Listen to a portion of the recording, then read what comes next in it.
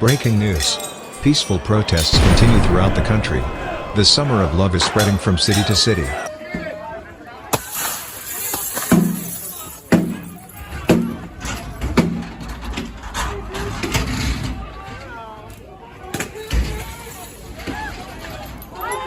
More Antifa textbook pussy bullshit. Yeah, fireworks.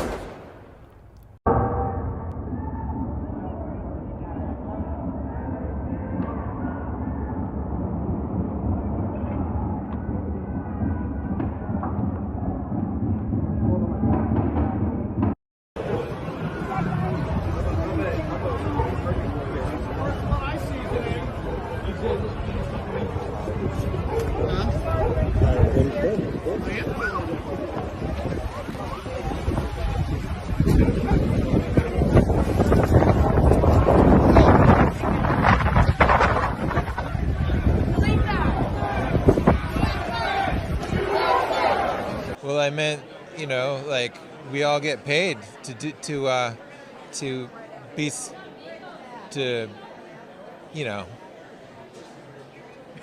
No, I don't know.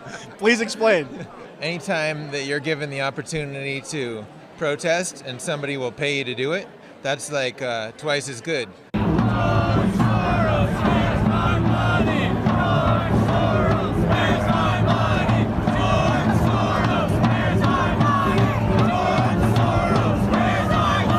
Tonight at 6, Judgment Day for the former leader of the far-right Proud Boys group, Enrique Tarrio. Tarrio and 4 others were convicted for their roles in the January 6th Capitol riot.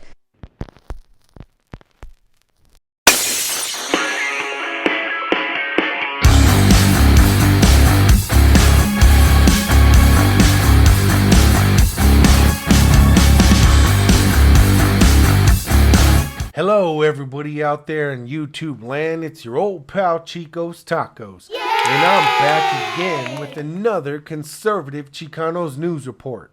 Now, hopefully, with the collection of clips that you just saw, I'm bringing you up to speed as seeing the world through Chico's eyes. The facade, the illusion, the wool that's being pulled over your retinas to cover up the fall of America. Like many great nations, Greece, Rome, we are tumbling down in that very same void that's unraveling the fabric of our society. Corporate-controlled news reports and social media keep average everyday people living in a constant state of fear with their biased material. We're always on edge, even when in reality, there is no logical reason that we should be.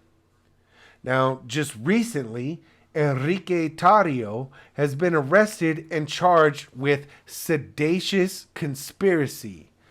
Hopefully you're on the same train of thought I am when I say, what the fuck does that mean? Hopefully this goofy-ass news clip can break it down.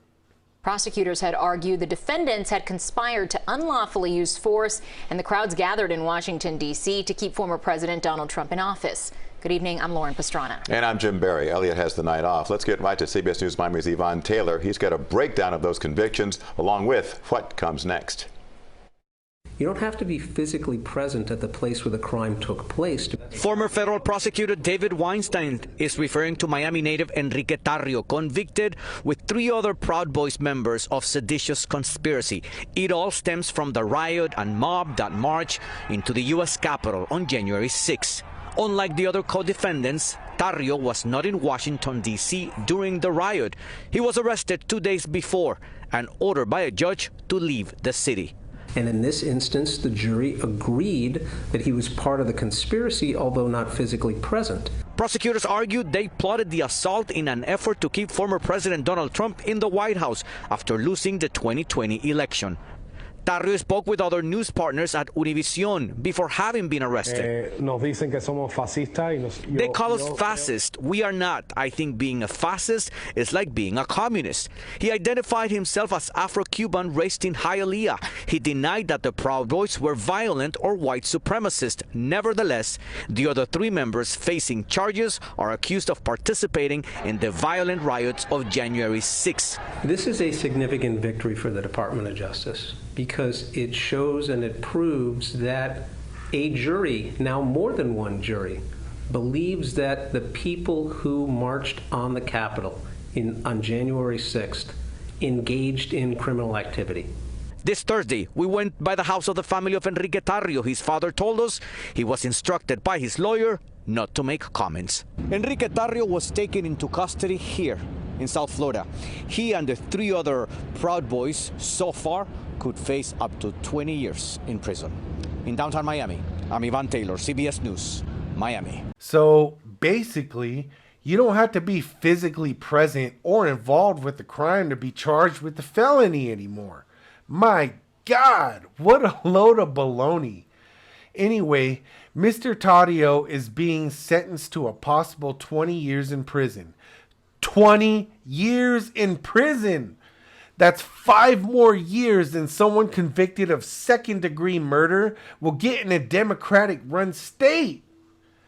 In case you haven't figured out by now, our justice system is ass backwards. If your so-called crime goes against the mainstream narrative, then you are a definitive nominee to be stamping license plates in a federal prison for an extensive amount of time.